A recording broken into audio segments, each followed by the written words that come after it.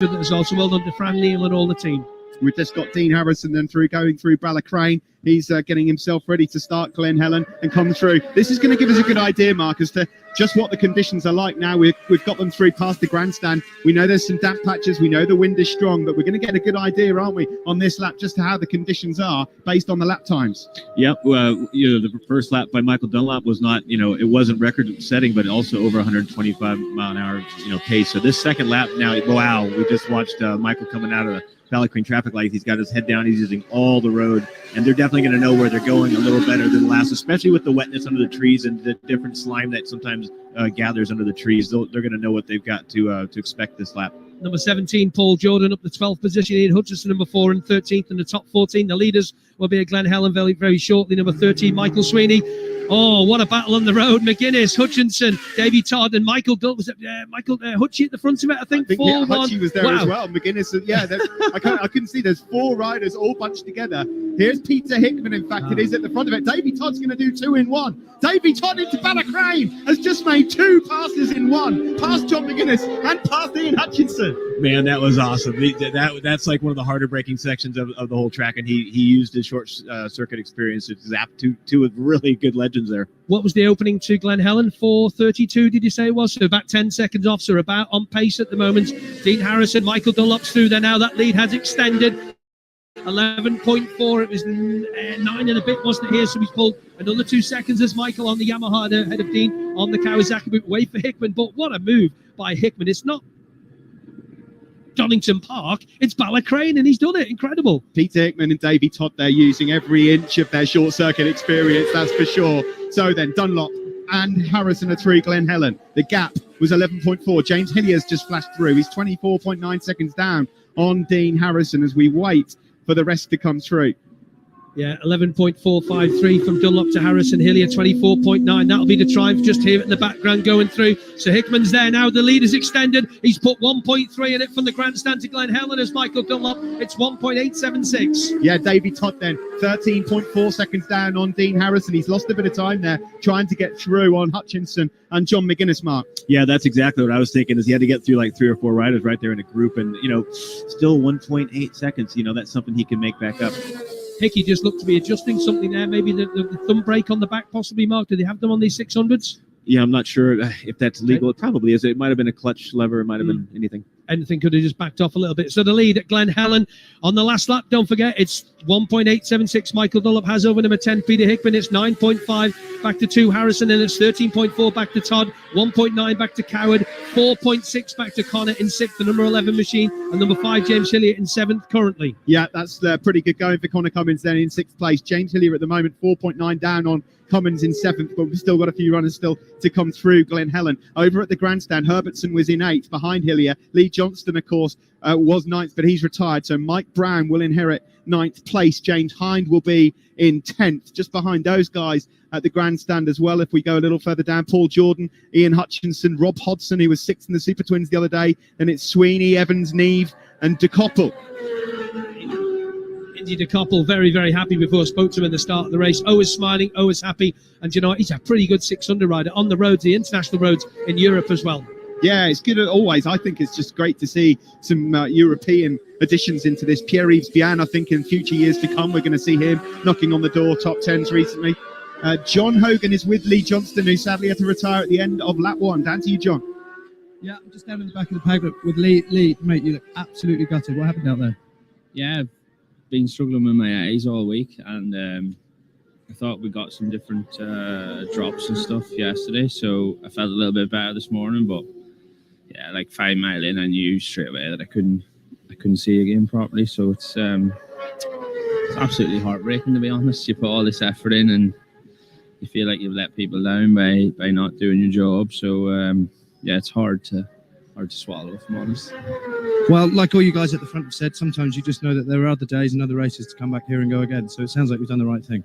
Yeah, like honestly, we've come here to try and be at the front of Supersport races, and I need to be firing on all cylinders to do that, and that's not happening. And honestly, I have no interest in riding around for 5th or 6th place. So yeah, it's just the guys all made me promise before I went out, if it wasn't any better, I had to come in, and we're quite close in this team, and that was the that was the rule that was set down. So sorry for putting a somber note on the radio. I'm absolutely devastated, to be honest. As are we, Lee. I'm going to leave you to it. Thanks very much, mate. Back to you.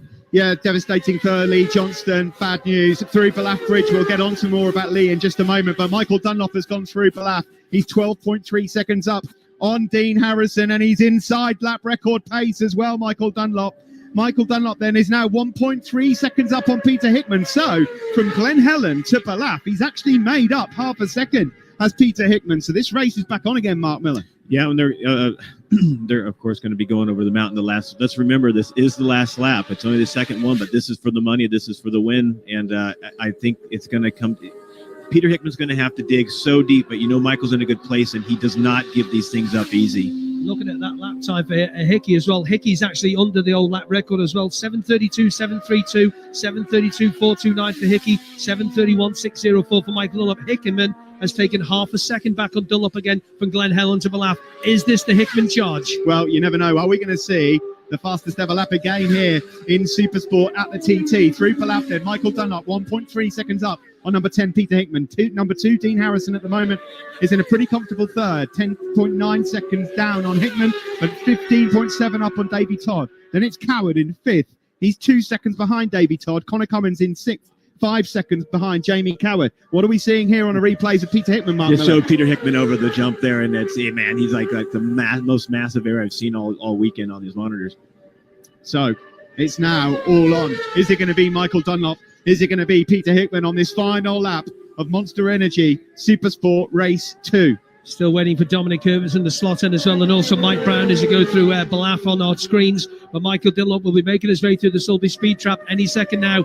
In fact, I'm just trying to see where he is. I know where he is. Yeah, he's heading down towards Glen Tramman there now. The very bumpy section. Explain through this, Mike. You go over the jump on the road just about there, and you're going down that, I think it's called Glen Duff. That is so bumpy through there as you approach Ramsey. It is absolutely mental how bumpy that is. But I'll tell you, on the 600s, it's really not that bad. On the 1000s, it's almost undoable. It can almost rip the bars out of your hands. You're standing up on the pegs as well, sitting up on the seat. Yeah, you sit back a little bit, almost like a little motocross thing, doing these whoops.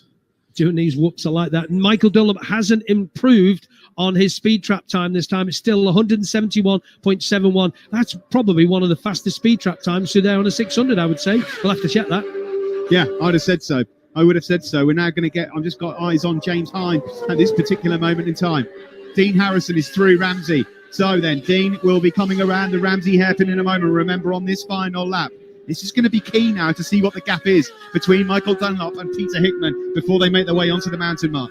Yeah, and then to keep in mind, they're not on the big bikes, so this is going to be kind of like full throttle most of the mountain. You know what I mean? It's going to be choosing the lines and trying to keep up that corner speed, but Peter Hickman will not have the advantage of having that bigger body with that massive horsepower under his BMW, where he's can often make up time over the mountain just by overriding the thing, and with all that massive horsepower. Here is he's going to be on equal footing on horsepower. First on the road then is Dean Harrison. Michael Dunlop has just gone round Ramsey hairpin. He's 15 seconds clear. Next on the road, it was James Hilliard, but we're just going to check to see whether that's changed, because Hickman and Todd will be absolutely flying. So any second now, they'll come through Ramsey, and we'll get our latest update on where they are in comparison to Michael Dunlop. 2 seconds quicker to Ramsey than what they were on this first Supersport race on Monday. So Michael Dunlop's on it. Hickman's there as well. 10:50.8 for Dunlop. 10:51.93 for Hickman. Even Harrison at 10:55 isn't too far away from the pace as well. No, and Peter Hickman here, Mark Miller, he's got James Hilliard just up ahead of him as well. You've got to believe that with that amount of time left, he's going to have to find a way past him. Yeah, no doubt about it. I hope he can get through there cleanly. We can get the a race right to the end. Davey Todd has just gone through Ramsey hairpin. He's 15.5 seconds down on Dean Harrison. Jamie Coward, Ian Hutchinson have also made it through. Jamie Coward and Davey Todd are in a proper battle for fourth. 3.7 seconds splitting them in favour of Davey Todd, number 8 right now. I'm just watching on the screen there now. I'm not sure if that's Hickman has got ahead of Hillier possibly. Has Hillier let him go past with the colours? Or is it Davey Todd? I'm not 100% sure on that. Just couldn't catch that for the lead. Michael Dunlop has his 1.662. So it's gone up a little bit again. But I still think, when Hickman gets in behind James Hillier, Mark Miller, he'd be able to pull him up the mountain a little bit. A bit of a slingshot. But then when he gets out of the air, it'll stop suddenly, won't he? It all depends on where he hits him. If he gets him right, just perfect on the mountain mile, it could be helpful. But almost anywhere else, it will hinder him. You've got to believe as well, Ken, as when we look back at what happened on Monday, Peter Hickman is going to have to try and make that advantage up between now and Cronknamona, because the time that Michael Dunlop set from Cronknamona to the grandstand on Monday was phenomenal. Oh, it was like 3 seconds quicker, wasn't it? How the heck did he find 3 seconds in that very short run? Oh, dear me. So Michael Dunlop, as they head up the mountain for the final time in this Monster Energy Supersport Race 2, is ahead by 1.662 seconds. He is, and he is on, ladies and gentlemen, at the moment, anyway, for a 129.8 mile per hour lap. That would be a new record. Are we going to see the 130 broken? That would be something else in these conditions, with the wind, with the damp patches as well that we've got. But you just know that Michael Dunlop's getting all the information on the pit board that he needs. We'll keep check on them as they obviously now make their way up towards the bungalow. Yeah, just watching Peter Hickman, who has got ahead, I think, of James Hillier there now. So they're just heading up the mountain mile. That fast left-hander, just swing to the left-hand side of the road, then cut across and just give yourself a little bit of space. We talked about this before the start of the race, Mark. You can be pushed across a metre on a short circuit, but here you're so tight with your parameters, aren't you? I promise you, Peter Hickman is not thinking about the wind right now. He's thinking about his absolute maximum effort. Wind be damned. Wind be damned. I like that one. We'll keep that one. That's going in. Dean Harrison to the bungalow, Steve. Yeah, Dean Harrison is through. Just saw a pit board there being given to James Hillier on the mountain mile as well. He said that he wanted one and he's got it. Just a quick rundown at Ramsey Hairpin then. We know the top 5. Coward just behind Todd. Then it's Cummins, Hillier, Herbertson, Mike Brown still in 9th. That's a good result for him. Paul Jordan 10th. Of course, podium for him in the Super Twins. James Hind flashed through in 11th, ahead of Ian Hutchinson. As Michael Dunlop then makes it through the bungalow, 19.1 clear of Dean Harrison. Looking at that lap record pace, he's 4 seconds off, and now it's 14.11.63, and Michael there to 14.15.415. This could be interesting. Maybe Michael might have James Hind goes straight on a Ramsey Hairpin, manages to carry it up, and there, keeps the marshals a bit of a scatter there, past where the old commentary box used to be, and James Hind safely away. Bit of a scare for James and his team, but he's going and holding on to 11th place. Yeah, looked like he was almost going to ram into the back of Dom Herbertson there, just into Ramsey Hairpin, but both are okay. Both continue, but Hind will have lost some time. Into bungalow then for Peter Hickman. Here he comes now. He'll flash through the sector, and the gap is 2.7. Michael Dunlop then has increased his advantage. Yeah, that's gone up, and he's lost about 2 seconds there as Hickey, for some strange reason, he's lost about 1.4 seconds, because it was 1.3 back at the Ramsey Hairpin. Michael Dunlop leads 2.798 for number 10 Hickman, and it's 16.3 back to Harrison. Davey Todd in 4th position, number 8, 18.1 back, and Hillier at the moment 5th, 18.7 back. Where's he lost that time, Hickey? I've not known that for ages, him losing time from Ramsey to the bungalow. No, it's unusual. You just don't really see that very often. You wonder, don't you, whether or not, because we saw him ahead of James Hillier, but we don't know when that happened, and that may have lost him some time, Mark. Yeah, it's entirely possible. It also, he could have had a small push in the wind and maybe had to lift the throttle for 20% for 0.8 of a second, and that can be enough to lose that momentum on a 600. Yeah, speed is everything with these little bikes on the 600cc. In the case of Michael Dunlop, the guy's 7.65 for the triumph of Peter Hickman, or 6.75. They're through Craig Nabar, running down now. Douglas will be opening up in the background, and they'll be flashing down there to Bedstead, Hilbury, and all them tight Nadgery bits to get you into here. That's where races can and have been won and lost. Yeah, that's where Michael Dunlop made all of his time, of course, through Cronknamona through to the finish as well.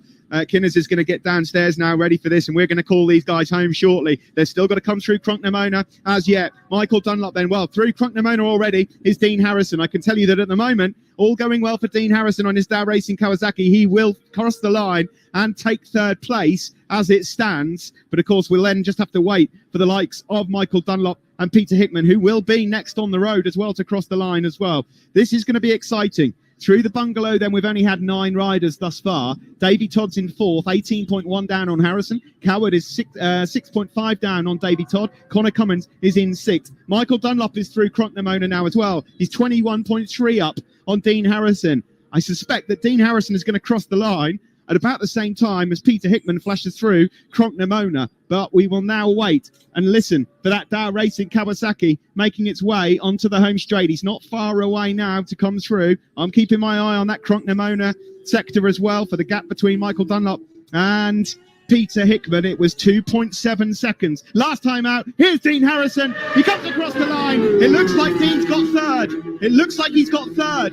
And it looks like Michael Dunlop, if he can just keep things together in the final sector, he might well win this one. He's 3.003 seconds up from Cronknamona. Here is Michael Dunlop. He crosses the line, and surely that's enough to win. Surely he's done enough. We just keep our eyes right now for Peter Hickman. Unless Peter Hickman has made up 3 seconds in this final sector, it will be another Supersport victory for Michael Dunlop. Eyes right on Glenn Crutchery.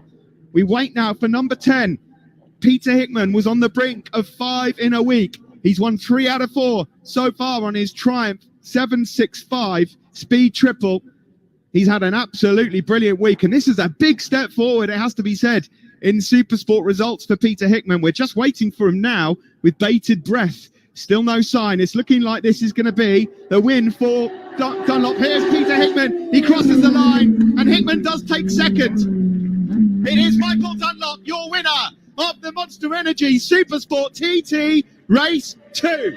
We'll get a few more over the line, but for now, Kinners, we'll drop down to you. It looks like that's our top 3 done. Yeah, the Supersport double for Michael Dunlop and his team. 17 minutes, 36.732 on the last lap, 128.536. As we were saying in commentary, he was just on lap record pace. Him and Hickman both up under the old lap record, but that headwind coming across the mountain would have been quite incredible. The gap at the end, 3.2. Dean Harrison, 21.3 back in that third position. Just waiting for Michael to come up the return road now. Davey Todd, number 8, across the line in 4th at the moment. Jamie Coward, oh, here he is.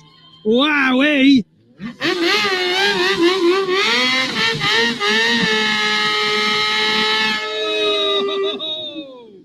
Wow. Unbelievable for Michael Dunlop. Get him into his team straight away. Marty and Gaz and all the guys are in there, and Dean Harrison's here too, and he gives the bike a good tap on the seat. We'll just grab a word with Johnny if we can. Johnny and Dean.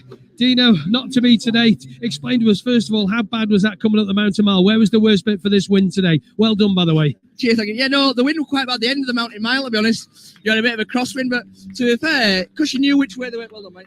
Because you knew which way the wind were blowing, you could almost preempt it almost. So I just did that as the race went on, really. But I were quite cautious on the damp bits today, obviously coming out. So were the times any quicker today? No. Well, you're fastest last lap, 126.845. Yeah, exactly. That's what I mean. I just didn't.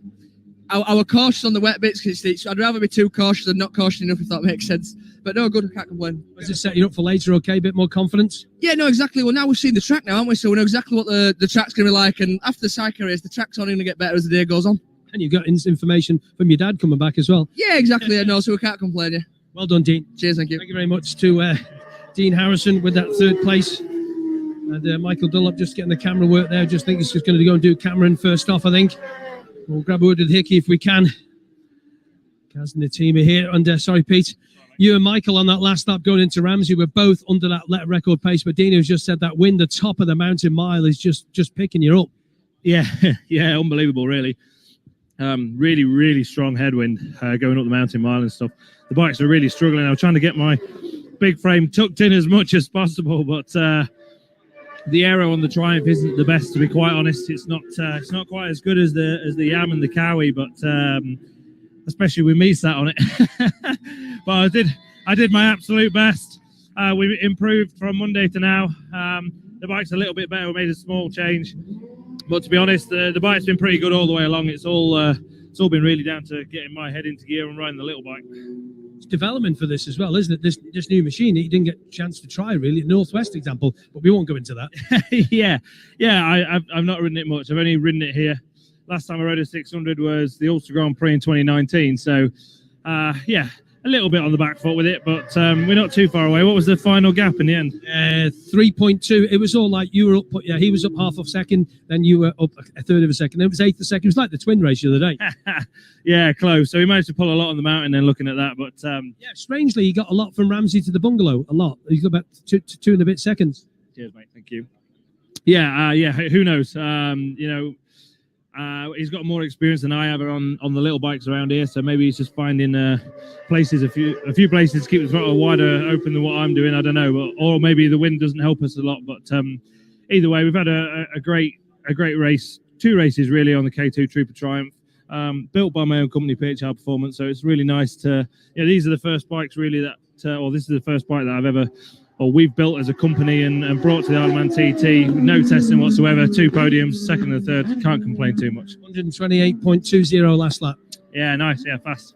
Well done, Pete. Thank you. Cheers. Dunlop and Hickman, yeah, there's just his second place man, so the gap at the end was 3.2. More people finishing in the background. We said Davy Todd, number 8 in 4th, number 9, Jamie Coward in 5th, number 11, Connor Cummins in 6th, number 5, James Hillier 7th, number 16, Dominic Herbertson 8th, number 15, Mike Brown 9th, completing the top 10 for number 17, Paul Jordan, then number 14, James Hind, that's your 11th place finish, and 25, Rob Hodson, 4, Ian Hutchinson, 18, Mikey Evans, 13, Mick O'Sweeney. I'm sure there's going to be more in a few minutes' time. And just before we grab a quick word with Michael Dunlop, live on Radio TT, here live from the grandstand is Carl Cox, and it's Supersport win number 9 for Michael Dunlop. Carl Cox, great to see you back on our island again. Welcome back. Thank you. Can you see the smile on my face? Oh, yes. It is it, really. Oh, my God, it's amazing, really, to come back in such a way. These boys have worked so hard all the way through, even through the pandemic. They didn't stop, they didn't quit, and I was always on the phone with Michael and texting him and just supporting him all the way, emotionally, mentally, physically, and everything. That's what you need here, that heart, spirit, and the embodiment of being able to do what he did today just shows, that it's not over for Michael at any point. At any point. 9 Supersport wins, 21 race wins around here. He's still there, and what did he say the other day? There's life in the old dog yet. He's not old yet. He's only a young fella. I know. Tell me about it. I mean, I'm reaching the grand old age, at the moment now. But yeah, I know. Thank you. And here we are, though. I mean, we're insatiable, aren't we? We just can't get enough. And Michael, he's still got a few years left in him yet, but he feels it. He knows what's going on around him, and for that, this is what he knows and what he does best. Well, Carl, lovely to see you here. You too, thanks, you. Carl. Cheers, mate. Thanks for all the time. Michael, just with the world's press at the moment, getting the photographs, and that's 21 wins. So the boards are turned round. He's a divvy, isn't he? Yeah, just going to get a quick picture with Carl Cox, who kind of gives Dean Harrison a big thing. Quickly, guys, with the photographs, because we need to get on with the podium presentation. Carl Cox is there, and he's just done the board. And Carl Cox is having a quick chat to us. Yeah, well, I'm going to tell him that in a minute. Absolutely brilliant. Well, Michael, we'll let him put the number 1 board down. I'm going to tell him this little fact. Thank you, Carl. Michael, you are now officially the most winningest, if that's a word, Supersport rider ever around the Isle of Man TT course, and 21 TT wins. Look at that smile. Good lad.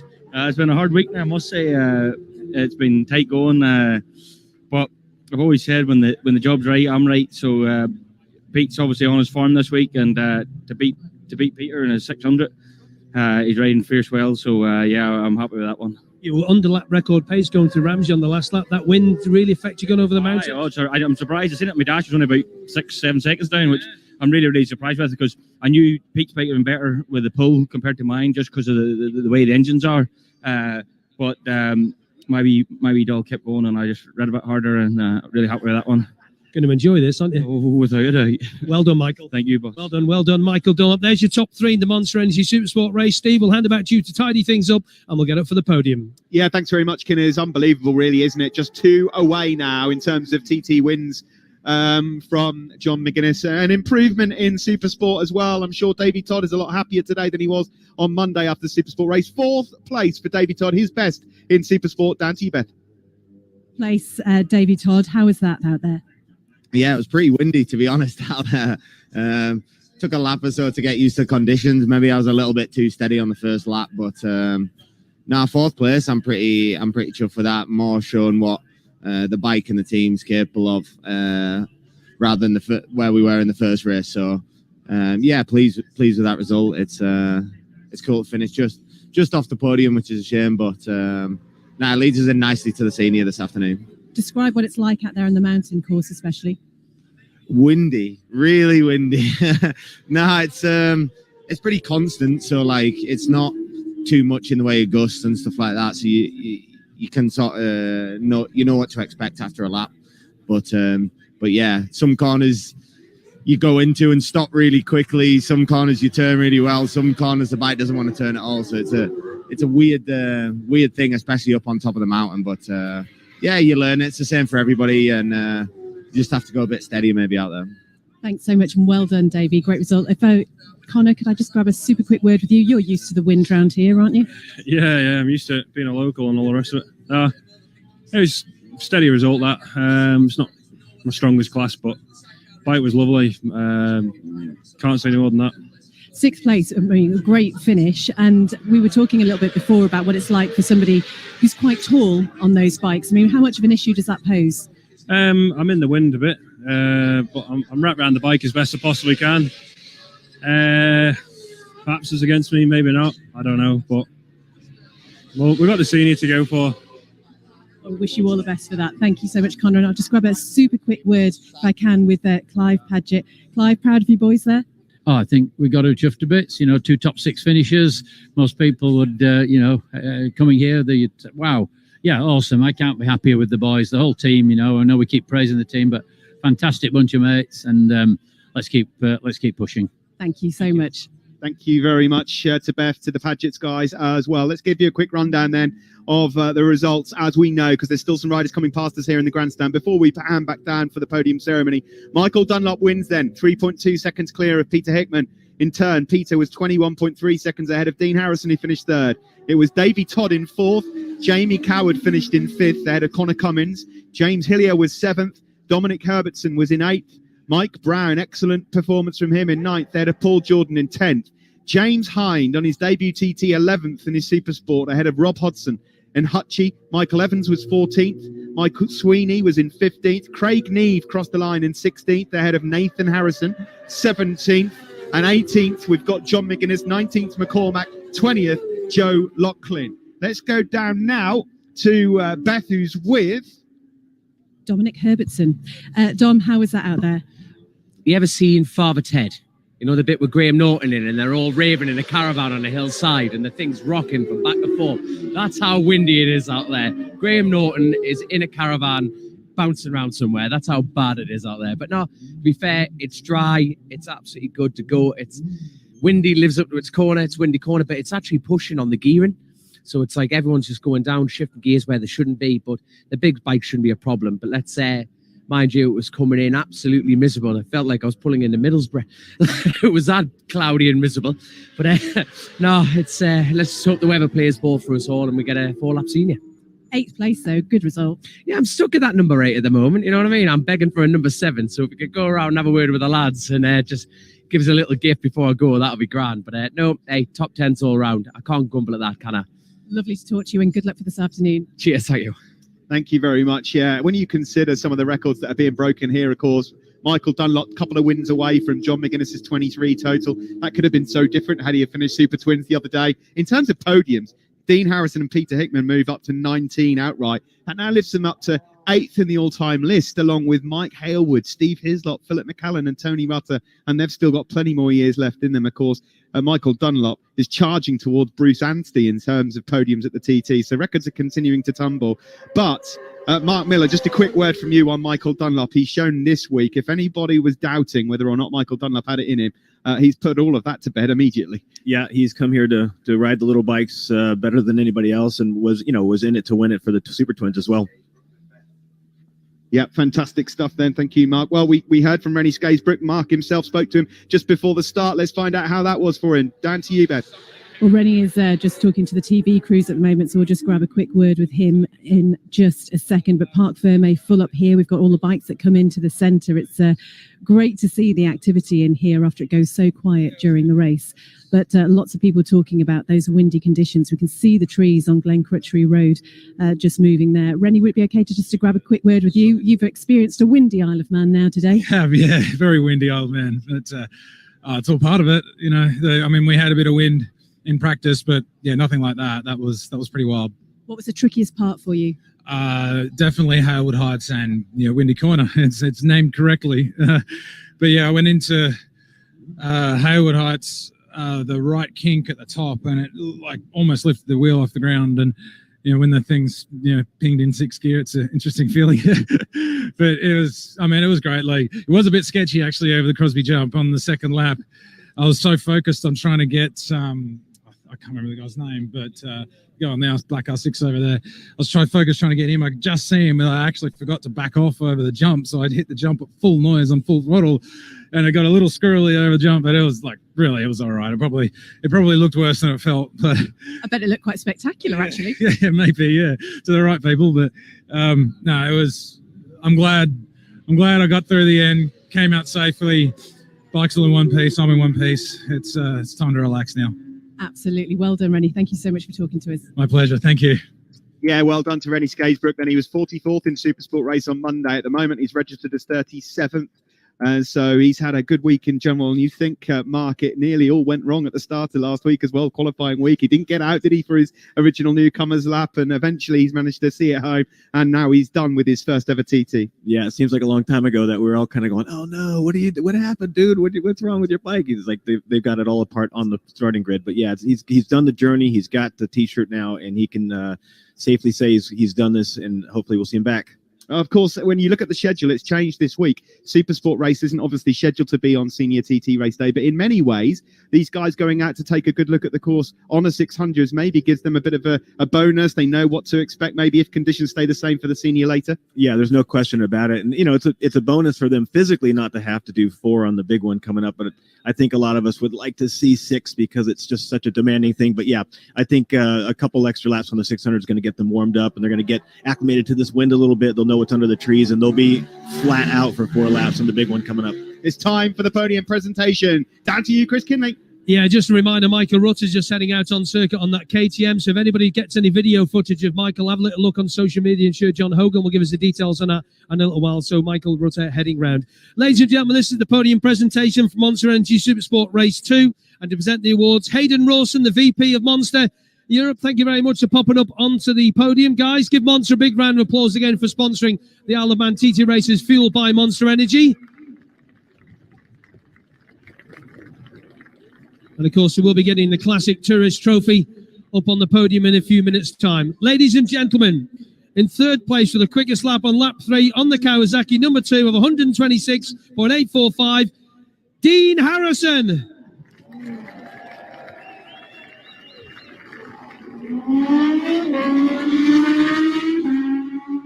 And the other machine you hear in the background is Milky Quail going out as well. In second position on the Triumph at number 10 with 128.2 on the last lap, Peter Hickman.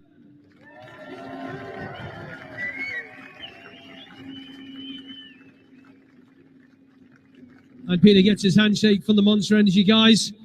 Gets the laurel over his neck and, of course, gives you a shake of the hand with Dean Harrison. And your race winner with the fastest lap on the last lap, 128.53. Now, a 21-time TT winner, Michael Dunlop.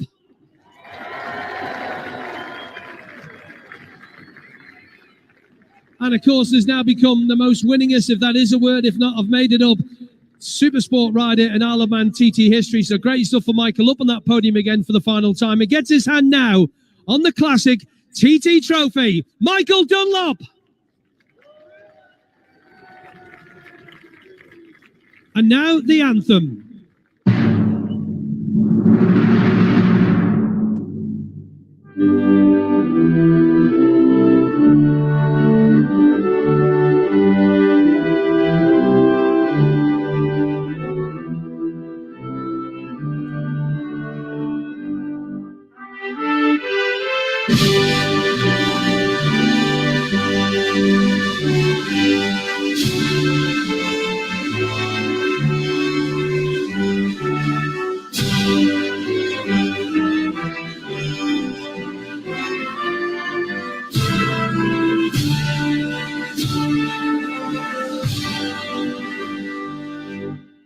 Ladies and gentlemen, the first 3 in the Monster Energy Supersport TT Race 2, Dean Harrison, Peter Hickman and Michael Dunlop.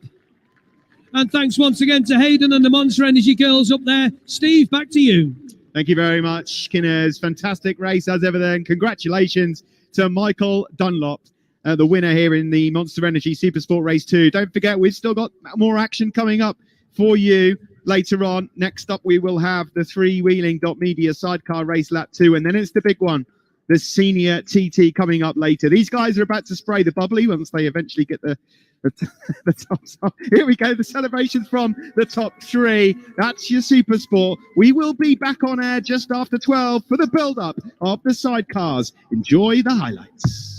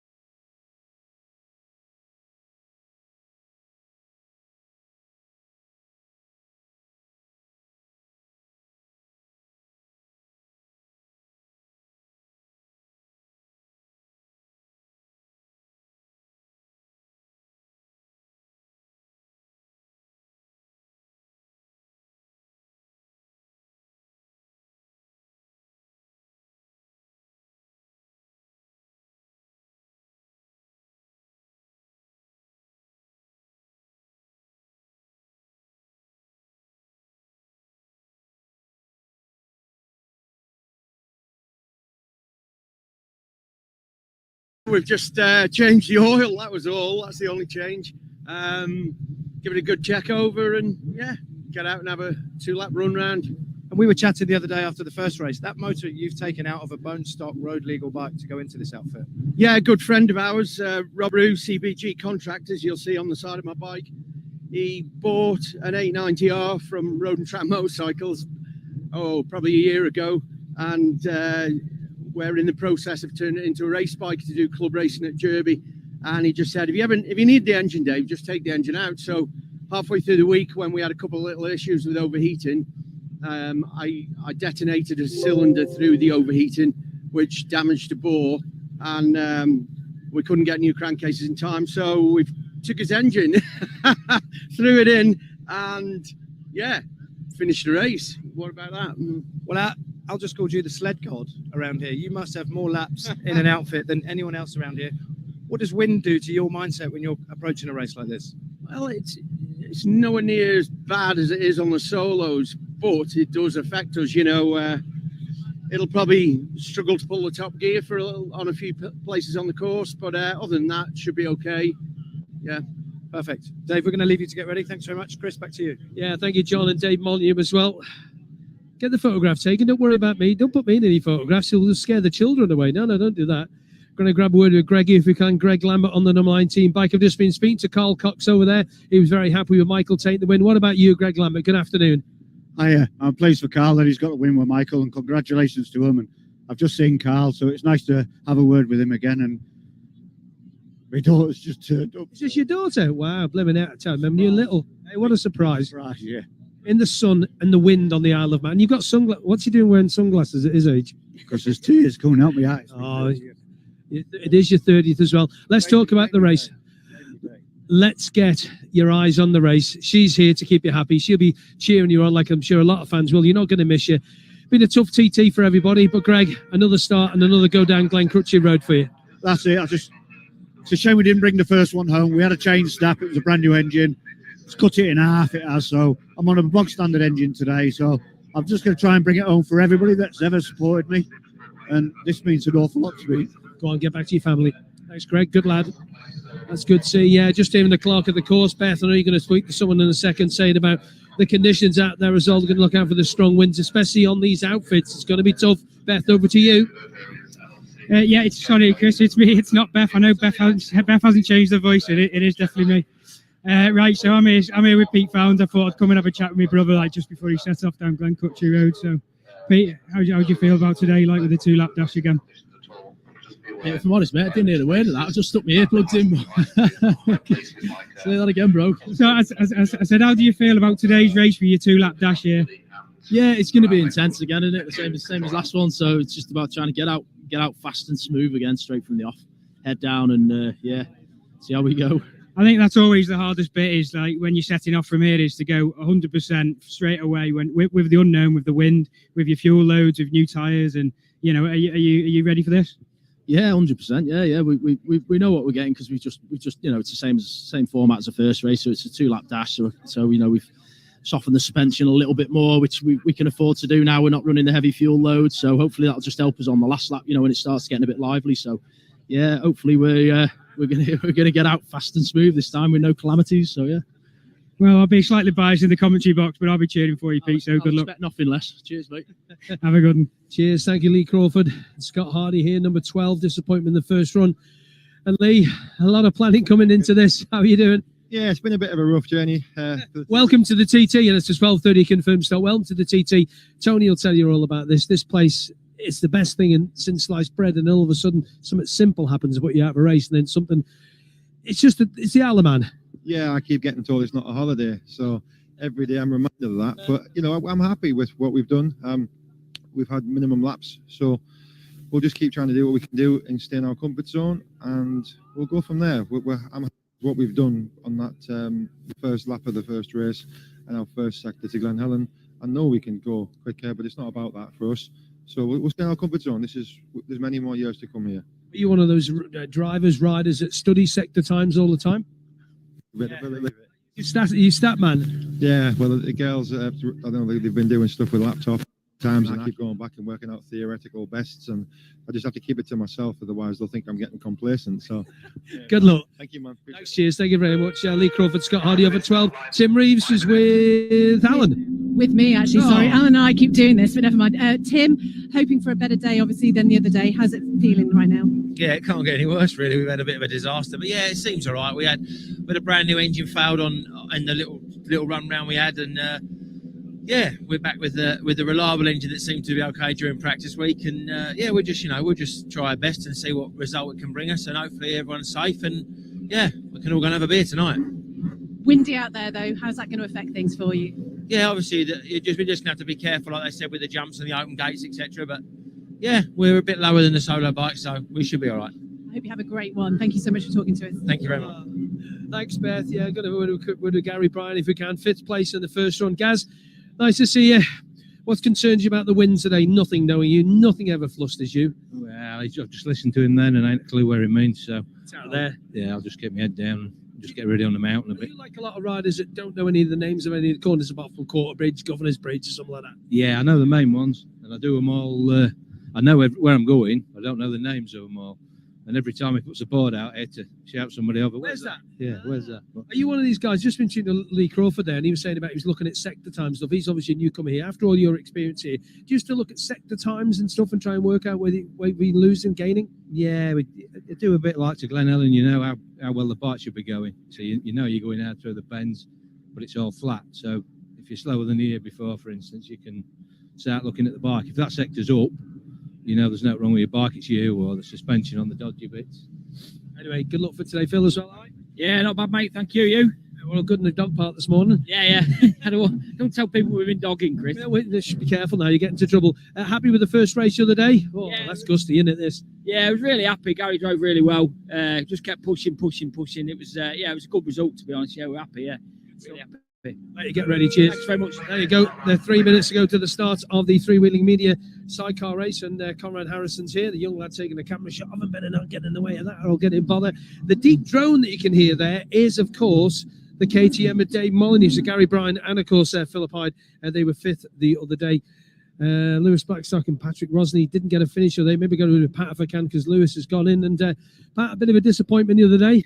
Yeah, it weren't too good really. Just down on power, mate. We've done that shit now. We've been to JB. We feel like we've remedied the problem, so just hoping to get a good one. Good luck. Cheers. Thank you very much. Beth Espy with Maria Costello. Yeah, Maria, happy birthday for yesterday, first of all. How are you feeling about today? Really want to get out there and get it done? Yeah, I'm really looking forward to this. Just going to have a cruise round, and I really want to see that checkered flag. And how are things with Vicky? Great. She's hard as nails. We're looking forward to this. Brilliant. Look forward to you finishing it, Maria, and see you at the other side. 2 minutes to go before the start of the three-wheeling Media Sidecar TT race number 2, and the outfits get rolled forward. Of course, sadly, for those of you wondering where number 2 is, number 2, John Holden, not been able to make the start, I'm afraid, is John. He had well, it's a shame for John. He's been coming to the TT for many, many years. I know they had him doing the prize presentation. He had young Pitty in the chair, then he got Dan Sale in the chair. Unfortunately, Dan, with his injuries, just couldn't cut it. And that is a shame for John after all the time and all the effort as the number 3 machine, looking smart as ever. The Rich Energy turnover machine, the Yamaha LCR of Tim Reeves and Kev Russo. No finish for those guys the other day. Good to hear the thoughts of Dave Molyneux, John Hogan just before there too. Yeah, I love that outfit. The more I've seen of it this week, the more I've enjoyed hearing it and watching it go. I know when he gets his chance, he bangs it off the rev limiter down there, quick shifter bangs away. It's just such a cool thing. He is a cool man, I tell you what. All those TT finishes. I can also say a good friend of mine on the side there, Darryl Blake Construction. Darryl, if you listen out there with all the boys, wherever you're watching today, I'll see you in the Albert for a pint maybe on Sunday. And of course, Darryl sponsors the Sidecar race at the main Southern 100 races in July. So it's a scene of activity here on the start line. The Birchall brothers at the front, 119.22 they did the other day, the lap record 119.250. We will know when they get to Glen Helen if they're on lap record pace, even though our good friend Chris Boyd is not here today.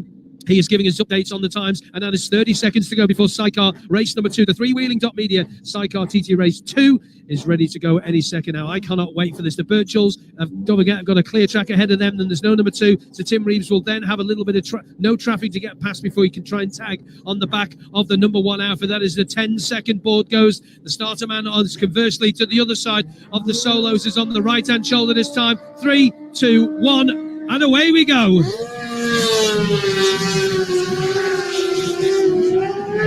Oh, every time it makes my skin go, it really does. The Honda LCR of Ben and Tom Birchall, they head down underneath the old bridge at the top of St Ninian to be plunging down Bray Hill to the bottom there, and over I goes leaping down towards Quarterbridge in a moment or two. Number 3, Tim Reeves and Kebraso, they go away in their LCR. 20 seconds behind the Birchalls, and then we've got Dave and Daryl Gibson on the DMR 890. Oh, Dave gets that rear tyre spinning up there in the number 4 outfit. Number 5 is next to go. Pete Founds and Jevon Walmsley, third the other day. They get away in their Honda LCR. Nobody at number 6, so there's a bit of a gap then. So the Crow boys have got a little bit of empty track to work with, because as we all know, these Sidecar boys, they cannot be held up. They need to be on this straight away. Their first TT podium for the northern lads on the Isle of Man. Ryan and Callum Crow, their machine is away.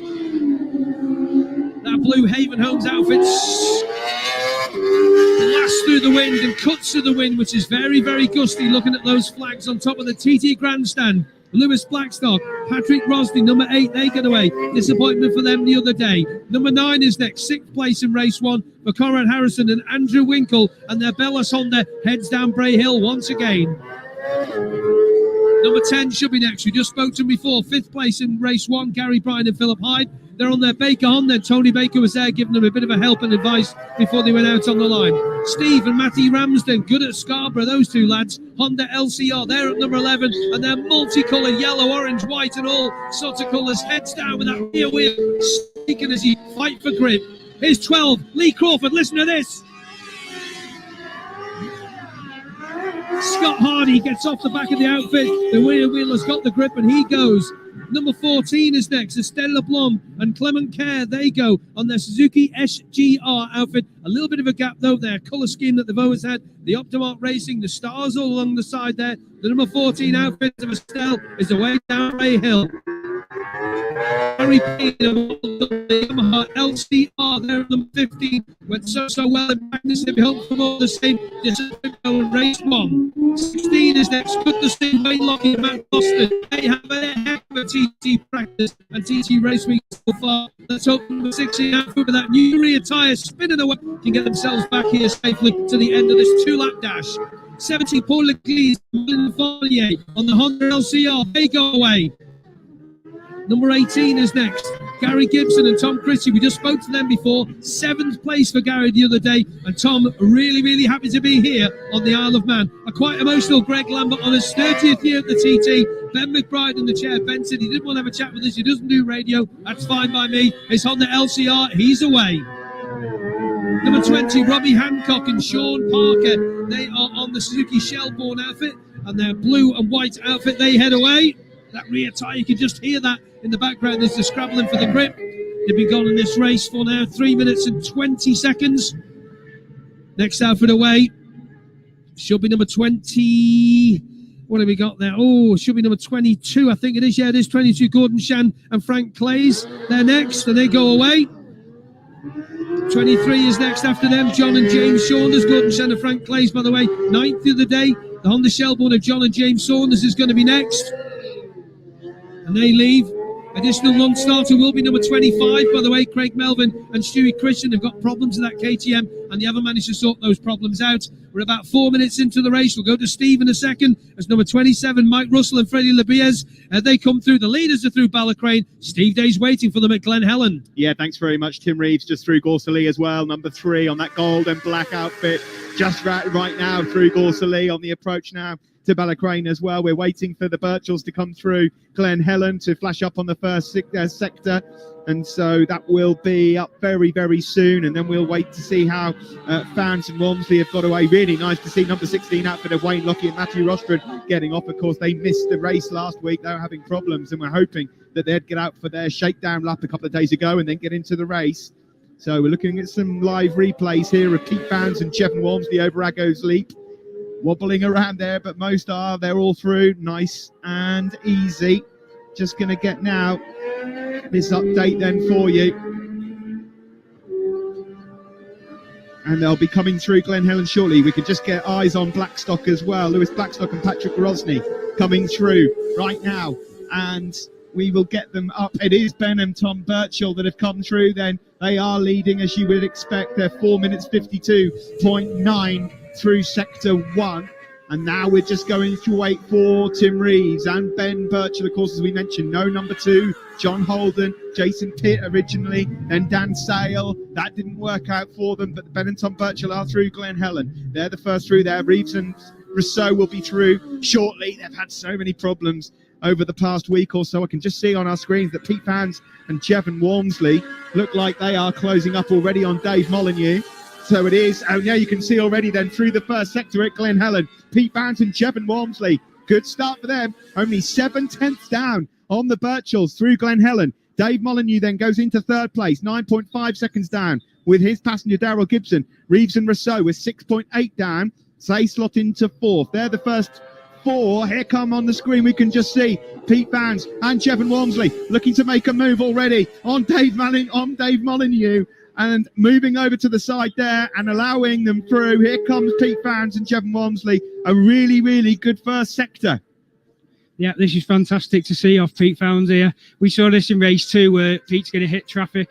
Ryan and Callum Crowe might not hit the traffic low down on the circuit. They're going to hit it probably up in the mountain. So that's going to play into the hands for these short 2-lap races. Remind you that the Birchells won, of course, here on Monday. And it was a close run thing right to the line. The Crow Boys pinched it from Pete Fans and Chevin Walmsley. The Crow Boys are through Glen Helen. They are 1 second down on Pete Fans and Chevin Walmsley. So it is the Birchells that come through. Pete Fans, Chevin Walmsley, then 7/10 down. Then the Crows in third. Dave Molyneux and Davin Gibson are fourth. Lewis Blackstock and Patrick Rosny. And behind the number 4 outfit, 2.5 seconds down on at the moment in fifth. Only 7 outfits have gone through. Gary Bryan and Philip Hyde are next, number 10. And then it's Tim Reeves and Kevin Rousseau. You just see Harry Payne then going up the inside of Estelle LeBlanc there on his run down into Balacrane. It looked like a safe move, and fair play to him. You've got to take these advantages when you can. Crawford and Hardy have just gone through into 6th place from the grandstand to Glen Helen. They've moved up a 10th clear of Bryan and Hyde. Just looking at the split for Ben and Tom Birchall, the quickest one is 4:42.562. We know it's only lap 1. They did the 4:52. They normally knock about 10, 11, 12 seconds off after a lap. So I think second lap, we could see at Glen Helen lap record pace. I know they said the other day it's not important to have lap record. They want to win the race, but they want that 120, don't they? I think that's already been set, hasn't it? That milestone now, and I think they're definitely after it. I think with the conditions, maybe we didn't see too much wind affecting the bikes for the pace that they were on. So hopefully that won't be the case for the sidecars. We'll see some lap records being set today as well. Yeah, it's a good point. Just in case you're wondering and you're tuning in for the first time, we are waiting for that all-important 120-mile-an-hour lap. Of course, point number 1 is get the win. Then after that, we'll worry about lap speeds. Yeah, number 15, Harry Payne and Mark Wilkes are up to 5th position, only a second behind Dave Molyneux and Darrell Gibson. So Payne and Wilkes have slotted in. What about Lee Crawford and Scott Hardy? They've also jumped in as well. He's too tall, Lee Crawford. He's too tall for me, which is difficult. He's slotted in the 7th position for the 12 outfit there. He's put on a great showing at his first TT, hasn't he? We know how classy he is, don't we? Yeah, that's right. He's proven himself on the short circuit so far. And he's showing that today here on the Isle of Man TT course. The Birchells are through Balaf then. They are first through on their Hayth Honda. And now we just wait. Remember that Reeves and Rousseau set off a little bit later on with the absence of number 2. But already Pete Fans and Chevin Walmsley might find themselves on the brink of Reeves and Rousseau shortly. But they're now into... Balacry, that is, yeah. Balacry, just before the wildlife part now. They're coming down to their little kink to the left-hand side and then flick right down 1 gear. They're all down 2. Do you know what? Sometimes you can take that flat, you can, yeah, into quaddy bends. It's scary, but you can do it, yes. Okay, well, Pete Founder, Jevon Walmsley there through Balaf, the leader, Ben Birchall and Tom Birchall. It's over 2 seconds. Dave Molyneux and Daryl Gibson, 17 seconds back. Then it's Tim Rees and Kevin Rousseau, 13 back. But we're waiting for the Crow Boys to come in there. So, yeah, Quarry Bend, just explain that, Al. On a sidecar, you're in there, you've dropped the gear down, and you're just driving all the way there till you get to Sulby Bridge, aren't you? Yeah, it's a brilliant feeling as Quarry Bends because it's a bit like short circuit. It's a fast left, and then right, left, right, and then you're just flowing all the way through it and accelerating because don't forget you got Sulby Straight after that. So you need to carry as much speed as you can down that straight. Very low on the bottom of the outfit there, just having a look underneath. Yeah, these fairings seem to flex, especially when they're flat out 150 mile an hour. The fairings definitely have a little bit of a flex on them, which is even seeing the solo ones do it at the front get pushed in. Yeah, and that could be tribute to the wind as well. You know, if the wind's catching them when they're at 150 mile an hour and you've got strong gusts of wind, then that could all contribute to that. Ben Birchall and Tom Birchall then led at Balaf Bridge. They were 2 seconds clear of Pete Fownes and Jevon Walmsley. The Crows are through. Ryan and Callum 1.3 down on Fownes and Walmsley. Little and Andy Winkle retired at Ballacrane, number 9. Oh, that's a shame for Winks. And to give you the speed trap times through Sulby, Ben Birchall and Tom Birchall 153.2. Who did the gearing on this? Pete Fownes and Jevon Walmsley 148.6. So Pete tried a different gearing on the Wednesday session there. He had the one lap. It didn't work out. And with the winds that we've got today, we went back to the original setting because they seem to work. 143.516 for Dave Molyneux, Ryan Crow and Callum Crow, 150.83, and Tim Reeves and Kevin Rousseau, 136.371 for Tim and Kev. So maybe a few problems for Reevesy. We're only surmising that. So there's the few speed trap times, Steve. Yeah, Tim and Kev haven't had things go their way this week. Spoke to Tim on a couple of occasions. They're just sort of plagued with problems, of course. Kevin Rousseau, a newcomer as well. The sidecars have been down on laps, and sometimes it just can't. Sometimes, I'm sure you've had it, Alan, where you just turn up and it's just not your week. Yeah, you've got to have a lot of luck around here, and with the luck it becomes good results. So that it's great to see, and it's great to see on this one that Pete Fownes is only 2 seconds below him at that Balaf Bridge behind Ben and Tom. So already they're being pushed for this win. The Birchall boys from Glen Helen to Balaf have done the fastest ever sector there, 2.3 seconds knocked off. That's huge, isn't it, Alan Fownes? And I think this is the wind, because I think the wind is going to be blowing you down the bottom part, but it'll be in your head when you're going over the mountain. Just run back to some other positions. Gary Gibson and Tom Christie, number 18. They were 11th through Glen Helen. Paul Leglise and Melanie Farney, number 17. They were 10th position. And Estelle LeBlond and Clement Clare, number 14 and 13th. Yep, so at the moment then we wait now for these guys to come up towards Ramsey. Ben and Tom Birchall then, a fantastic sector from Glen Helen to Balaf. They are now coming up to Ramsey, number 1. You'll be rounding the hairpin any second now. And then we'll wait, of course, for Fownes and Walmsley. 2 seconds off after the first 2 sectors. Not too shabby at all. Here they go then. Round the Ramsey hairpin, which was damp a little bit earlier on, but should be a bit better now. That's wide out of there, wasn't it? Really kissing the hedge there. You can see he's trying, all these teams are going to be pushing it straight away, straight off the bat. They have to. It's only 2 laps. And you can see that by the way Ben and Tom went round Ramsey hairpin there. Just round Parliament Square there for Pete Fownes and Jevon Walmsley. So they'll be coming up to Ramsey shortly. Yeah, just too far. That should be that's Molly next, I think, on the KTM. He'll be absolutely sideways for Dave on the power past the Swan pub there. And there, of course, is Ryan and Callum Crow to the north of the Isle of where they live. Pete Fownes and Jevon Walmsley then at Ramsey, 3.556 seconds down. And now we wait for Molly and the Crows to come through as well. That's about 1.5 seconds they've got from the Birchalls. The Birchalls have pulled out another 1.5 seconds from Balaf through to Ramsey. We'll get an update on that sector in a second from our statman Chris Boyd, who's there watching this. Steve? Yeah, it's come down, the gap between the Pete Fownes and Jevon Walmsley. That battle that we saw here on Monday, Alan. Ryan Crow and Callum Crow, just 0.8 of a second down on Pete and Jevon. That's right. These boys are really trying. We said about the speed traps down Sulby before.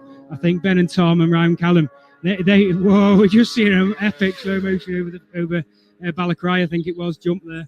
And that looked awesome. They looked like they were flying it. That was the outfit landing with the nose first, then the sidecar wheel, then the back wheel. Wow, Alan Fownes' face. If you can see that in here, we're up on the mountain now. We're going up through Tower Bends for the boys, the Crow boys, as you head there to the right hand, and then they'll flick over to the left-hand side. They go past the old waterworks there. There's a little car park just in the left-hand side as you head towards the gooseneck. Balaf to Ramsey, 2 seconds quicker than they've ever gone before. The Birchalls, the next lap is going to be a flyer. It looks like you would have to think that we may well see that 120 mile an hour lap for the first time in the sidecars. But now here's a crucial part from Ramsey onto the mountain section now. Lewis Blackstock and Patrick Rosney, they are number 8 machine there in 7th overall as we went through Balaf, looking at any of the numbers that have jumped into the box, is still numbers 1 from 5 from 7 from 4. So Dave Molyneux again going pretty well, Dave. Obviously getting to the bottom of those heating problems he had through the week. He said about a cylinder detonating the other day as well. And just watching, Alan is just watching Pete and Jev land there. Oh my goodness me. We need to take a picture of that face and get it on our Facebook page. Incredible, but not as out of shape as the virtual was he? No, it didn't quite look as out of shape as that one, but you know, these slow-mo cameras captured everything, don't they? That's fantastic to see. The Crows are just coming up on Molly at the moment. Are they going to get held up here? Remember, they're only 8/10 down on Fownes and Walmsley. Yeah, to get to the bottom of the mile, they take the fast left there now. They don't want to run out that wide. It's going to get tight here in a minute. I think Gibbo's going to maybe give Dave a tap in a sec as they get to the bottom of the mile there. The little bridge just to the right and then flick to the left. Dave's going to stay on one side and the Crow boys just drive past. So I don't think he lost any time there at all. Al, I think pretty good. Yeah, I think that was pretty neat off Dave, really. I think Darryl seen him coming and tapped Dave to move over and let him by. Is that the little tap on the heel? Is there certain hand signals that you use? It's usually a little squeeze on your left foot because the passenger can see your left foot when they're buried down on the straights, which he will be. So it's usually a little squeeze will be just move over. Just looking at Dave Molyneux's outfit there, that thing is fishtailing all the way up there. And you can see, I know it's the wind that's going to be going off, Dave, but the thing is fishtailing all the way up there with that wind as a buffer, isn't it, Steve? Oh, Tim Reeves just hearing retired at Sulby Bridge with Kevin Rousseau, driver and passenger. Okay, well, that is such a shame for Tim Reeves again, a TT to forget for him, but I'm sure he'll be back on the Isle of Man in July for the Southern 100. Yeah, absolutely. Of course, these guys are actually, I think, so most of these, or certainly some of them, are actually off to Knockhill next week at British Superbike. A little bit of a difference to the TT course. Ben and Tom Batchelor through the bungalow then. They've just made their way through right now. And it is really, really windy up here. This is it's getting a bit misty as well, isn't it, in certain sections of the mountain? Yeah, just looking over towards the back of the hills. When you spectators see the shot in a moment or two, you'll see them looking over towards Laxey, towards that sort of way. It does look a bit murky and misty up there, but there's a windsock at the top of the Haywood Rise. You'll see one there. There's also a windsock, predictably enough, at Windy Corner. You say about Knockhill being different, it's bound to be windy. It certainly is. Here come Pete Fountain and Jevon Walmsley through the bungalow. They've not lost too much time there. 3.9. They've only lost 0.4 of a second, Alan, between Ramsey and the bungalow. That's an excellent job. Absolutely outstanding climb there up the mountain. Like you said, they've lost hardly any speed to Ben and Tom. And if that bike was ever going to show itself with its lightweight and its aerodynamics, it would have been up that mountain on that mountain mile, definitely. Here come the Crow boys then. Let's see how they flash through. They, in turn, are just 0.6 down. So they've made time up as well, Ryan and Callum Crow. What have we got? 4.5 seconds covering the top three at the moment at the bungalow. Number 23, John Saunders and James Saunders. They're up to 13th place through Ramsey Hairpin and Greg Lambert with his daughter certainly up to surprise him here today. Number 19 out for let's hope Greggy gets a finish on his 30th TT. He's in 12th. You just wonder, don't you? Will Ben and Tom Birchall, they'll be getting the information on the pit board. I mean, they know that they're flying at the moment as well. Would they be even a little surprised to see maybe a plus 3.9? It's not very often that Ben and Tom get a +4 or +3. Absolutely. Normally they're about 10 seconds ahead on these laps. So this is absolutely brilliant because everyone else seems to have brought it to the table and is now playing with them. Molly and Darryl Gibson have gone through the bungalow. They're 35.7 seconds down on the Crows, but they remain in 4th place. They were at Ramsey Hairpin ahead of number 10, Gary Bryan and Philip Hyde. Just then it was number 12, Lee Crawford, Scott Hardy, that awesome sounding outfit, number 12, when it came off the line when Chris called them away. Paul Leglise and Melanie Farnier, I think they've had a cracking couple of weeks. Number 17, they're in 7th at the moment, just 0.6 down on the number 12. Yeah, going very well. And Harry Payne and Mark Wilkes have just dropped off a little bit from the early doors of the lap. I'm looking at them. They're 5.5 back in 8th place and number 7 there now. But Paul Leglise and Melanie Farnier only 0.06 of a second behind Crawford and Scott Hardy, who had turned us, 0.75 of a second behind Gary Bryan. So that is tight for that 5th, 6th and 7th position. You could just see here Lewis Blackstock and Patrick Rosney have just come through the bungalow, and there's a couple of flags in the fields and stuff. They're almost being blown away here. That's how windy it is. Yeah, the spectators with about 55 layers on and woolly hats and everything. It's the middle of June. What's going on? The Cronknamona, the Birchalls are there, Steve? Yeah, they are. They're through now from Cronknamona. Remember, this is a 2-lap race. There's no pit stops in Sidecars anyway, so they'll be making their way over in just under a minute, and then it'll be all eyes on the laps. Are we going to see the 120 broken? And it's going to be interesting to see what this gap looks like back to numbers 5 and 7 as well. Just 4.5 seconds covered the top 3 into the bungalow. So it's now from the bungalow to Cronknamona. The Birchalls are through. Looking at those splits from the bungalow, we're going to give you that in a second. What was the fastest split? The Sidecars, Cronknamona to here. 18:59 is a lap record. We've got to keep a little eye on that. 18:59.018, 119.250 miles an hour. Unbelievable. That's the unbelievable through Governor's Dip. Then and now they're coming down. Here we go. Then the Birchells, Pete Fownes and Jevon Walmsley have made up time. We'll talk about that in a moment. But here they come onto Glen Crutchery Road to start lap 2. It's the Hayes Honda of Ben and Tom Birchall. They come over the line, and we now need to wait for Pete Fownes and Jevon Walmsley. This is close. Fownes and Walmsley have made up a stack of time from the bungalow to Crunknamona. They'll be coming across the line now shortly. 19 minutes, 16.698 for Ben and Tom Birchall, an opening lap of 117.427 miles an hour, 117.427 miles an hour. But this is the Flyers. The leaders head down over Aggo's Leap, and our second place outfit of Fownes and Walmsley should be in Steve's view in a sec. Yeah, we're just waiting for that singing noise as they make their way onto Glen Crutchery. Pete Fownes and Jevon Walmsley, they are at the races here, of course. Fownes and Walmsley, maybe just a slight slide last time at Governor's Dip, last race out. But here we go across the line then for Fownes and Walmsley. The gap is 2.3. They've found another 0.3 of a second between Crunknamona and the grandstand. Well, that is quite incredible. It really is. But we saw what the Birchalls did on whatever day that was. You lose track, don't you? They pulled the pin on the second lap from here to Glen Helen. They really pulled at Alan Fownes. They'll be getting all these pit boards and they'll be getting these signs. There's the Crow Boys through. Just quickly back to them. The Crow Boys are 2.1 back, 2.6. So the Crow Boys have lost half a second from Crunknamona to here. So they'll be getting all these pit signs and they'll be starting to push now. You know, maybe that bike's not feeling as good as what it did on the Monday on the race. Or maybe they're just not feeling it, or it could just be the wind which is holding them back. You know, the aerodynamics probably isn't coming into play. If you've got so much wind in your nose, then, you know, Pete and Jev are absolutely flying here, and they're pushing them, and Sam Ryan and Callum Clough, they're still on Pete's tail. Yeah, we just saw the Crows there, just going over Aggo's Leap, so they're heading down now towards Quarterbridge Road.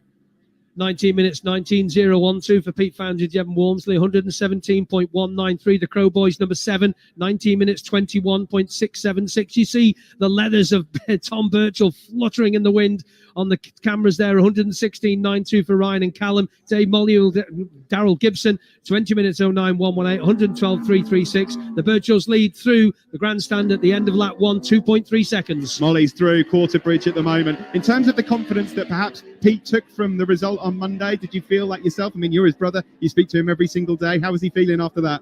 Pete was absolutely over the moon, especially with his lap times. You know, 118.5, I think it was. That's the second fastest ever Sidecar lap time round here. He was absolutely over the moon with that one, yeah. And we must give a massive, massive shout out. There's a lady in the grandstand. We've just got a tweet about it. There's a lady doing sign language to give the full Manx Radio commentary to what the consumer is a friend in the grandstand. Round of applause for that lady. Brilliant stuff. Thank you. Yeah, thank you. Fantastic there. Brilliant. I just saw that from our commentary box. Across the line here at the grandstand, that is number 8 just going over, and number 10, Lewis Blackstock and Patrick Rosney for the time being at the grandstand. They're 6th. One place ahead of them, Gary Bryan and Philip Hyde, is still Dave Molyneux and Daryl Gibson in 4th place. They're 47 down on the Crows. Across the line now comes number 12. That's Lee Crawford and Scott Hardy. They're in 5th, 13 seconds down on Molly and Gibson. Looking at those lap times then for Lee Crawford, 20 minutes, 22.5. He said he talked about stats. He likes looking at the sectors. 111.102 for an opening lap. Gary Bryan and Philip Hyde in 6th. 20 minutes, 27.7, 110.62 and 8. Number 8, get Lewis Blackstock and Patrick Rosney. They are in 7th position. Number 8, 20 minutes, 46.7, 108.949. These are leaders. Flash, and I mean flash through Gorse Lee. But is there a little bit of smoke coming out the back of that outfit from the Birchalls there? Or is it just that's being kicked up? Maybe me just looking at something I don't know, but we'll keep a little eye on this as we go around Ballacrane. Yeah, I mean, you can see, like you said, they're using every single bit of the circuit here, and that's probably the dust being kicked up from the curbs as they are white line to white line as they fly around Ballacrane then. Yeah, they're heading up towards Glen Helen. We'll get that sector up. It's going to be so crucial. In the meantime, we could just see there Blackstock moving over and just allowing, thumbs up there from Gary Bryant. Philip Hyde with his big arm. Yeah, Philip Hyde with his big arm in the air to say thank you very much. And that's the beauty of having a passenger who's looking. He knows there's a faster guy coming. Squeeze on the leg and away you go. Yeah, it's a difficult job as a passenger because you've also got to concentrate on where you're going, but you've also got to look behind you and concentrate on who's catching you on the road.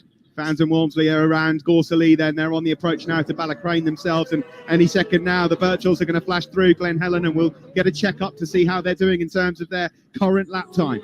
Yeah, they ran Ballacrane quite easily on the number 5 outfit, then head up to Milky's Balla Spur, and then heading down to really fast part of the circuit. There are the Crow Boys there through Gorsaley. Now that is a fantastic place to watch. And I'm sure we remember Harold Leese with fondness there, the farmer there for many, many years at Gorsley. And the leaders will be at Glen Helen any second now.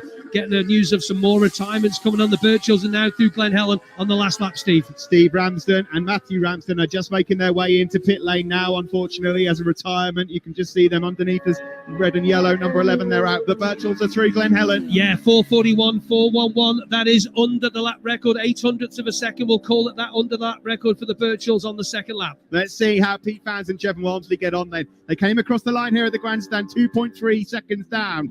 Are we really going to see a proper race here? Molly's now coming through Ballacrane. We're just waiting now on the number 5 outfit, the FHO Racing team with those bright yellow, day-glow yellow helmets.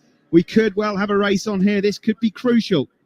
Will be crucial. They're coming into Glen Helen any second now to the left of the bit. Oh, sliding the outfit, Alan Fownes. Alan Fownes is just shaking his head on the gap, Steve Day. Yeah, it's gone up. It has gone up. The Birchells have got the hammer down. The gap between Ben and Tom Birchall, but 6.6 seconds up on Fownes and Walmsley they are now, Alan. Oh. Yeah, I mean, this is a lot easier to race against him than to commentate on. I'm watching these on these screens that we've got up here in the commentary boxes. Frightening me. I've got goosebumps up my arms just watching my brother race. They're sliding it round corners, round through the Glen Helen section, going up through, just going in through here to the last section and onto Sarah's and stuff, just sliding it. And the Crow Boys doing exactly the same. It's the TT and the slice like the Southern 100. Yeah, like you said, it's a 2-lap, so it is a quick 2-lap dash, and there's no hold up here. There's no settling in it. You've got to go straight out the blocks, straight away. The Crows are through Glen Helen. They're 2.7 seconds down on Fownes and Walmsley in 3rd place. At the grandstand, Harry Payne and Mark Wilkes are in 5th place, number 15, ahead of Lee Crawford and Scott Hardy, as Molly and Gibson now make it through Glen Helen themselves. What you're aiming for there, is that a blind entry into Glen Helen as you head up the hill, or is it quite open? No, it's quite a blind entry as you're coming into Glen Helen too. Yeah, and you're just trying to keep it smooth and trying not to run onto the right-hand side as you come out of that left-hand corner, because it dips away and there's a nice big grid there. They've actually filled in all across there now as well. I think they have filled it in. That was one of the jobs they did over the winter months, has filled that in, because there was quite a dip down onto the edge of the road where the wreck the cell is, Steve. Yeah, absolutely. Did I hear rightly in a tweet? It was from Dave Moore about this course. Is it 100th anniversary of using this specific course? I'm sure I heard that a couple of days ago. What year? I can't forget what year it is. Oh, it's 1922 when it was this course layout was used. So it was 100 years. Wow. Incredible. I think I was here then. Feels like it, running up down those stairs. So the lead for Ben and Tom Birchall, 6 seconds from Pete Fownes and Jevon Walmsley, 2.7 for the Crow Boys. They've lost another couple of hundredths from the grandstand here. Dave Molly's lost a bit more time. Dave holds on to that good 4th position. So through the grandstand, it was number 1 Birchall from 5 Fownes, 7 Crow, 4 Molyneux, 15 Payne, 12 Crawford, 17 Leglise, 10 Bryan, 18 Gibson, 8 Blackstock and Rosley complete your top 10. Then it's 14 LeBlanc, 19 Lambert, 16 Lockie. Good to see Wayne Lockie back out. He's had a tough week, Alan Fownes, hasn't he? Yeah, there's a lot of Sidecar who just haven't had the laps, and they haven't proven what they came here to do, with that formula that they came here with engines and setup. So yeah, he's had a really hard week, and it's great to see him back out there, absolutely. 7 outfits have made their way through Glen Helen then. The Birchells led 6.6 clear of Pete Fownes and Jevon Walmsley, but they've just gone through Balaf. So Ben and Tom Birchall then are just going over Balaf Bridge as we speak. So wow, 6 seconds inside the lap record, 6 seconds inside that lap record pace. Are we going to see a little bit more history made here at the Isle of Man TT races fueled by Monster Energy? Ben and Tom Birchall on a big charge, Steve Day. Yeah, that lap then, 119 we've seen in the past. We've never seen 120. We spoke to you about it earlier in the week, Alan. We thought it might go, but of course, these cut down laps for the sidecars, it's not quite been there.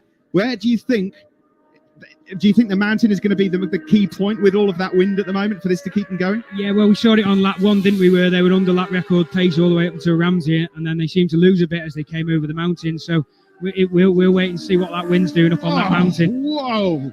Oh, we've got a red flag. We just saw Ben and Tom Birchall there flying over the hill. Pete Fownes and Jevon Walmsley came through Balaf 11.1, but we've got a red flag here. We've got a red flag on lap 2 here of the Sidecar TT race 2. Yeah, that's a bit of a shame. We have the red flag obviously here. We don't have any details on the incident as of yet. And the procedure is all the riders, all experienced riders will know the crews. And when there's a red flag, they've got the new red square board you can see all the way around the 37 3/4 mountain circuit. So they will all have to stop at the locations, obviously stop at the next marshal location, stop in a safe spot, Steve. Yeah, absolutely. We can just see at the moment the red flags waving on various points. Those big red monitors we can see on the LED screens at the moment. 3 outfits made it through Balaf at that point when the red flag came through. The Birchells fans, Walmsley, and Ryan and Callum Crowe. So we just, of course, wait for more info and keep our fingers crossed here. The red flag, of course, coming out. Safety paramount as ever here around the course. Yeah, go back to that little sector that the Birchells did there. Obviously, it's not going to help really because of it, which is a little bit of a shame. And Alan, just get your thoughts on the way. Do you think it's the wind that's caused the Birchall boys to maybe just do that little tip nearly? They certainly seem to be catching that wind as they're going over it. I mean, the speeds that they're hitting, then we've seen on the speeds before, 150, 151 mile an hour. They were doing top speeds, so they're starting to hit these jumps a lot quicker than what they've ever hit them before. So that could be a big factor in that. Thanks very much, Alan. Thanks, Kinners. For the time being, of course, until we get you any more information, we will be back as soon as we can give you any updates. We'll be back after this.